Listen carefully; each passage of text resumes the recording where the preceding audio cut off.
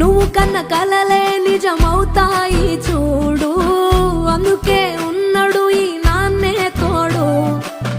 దశరథ మహారాజే నాన్నై పుట్టాడు, నువ్వు రాముడంత ఎదగ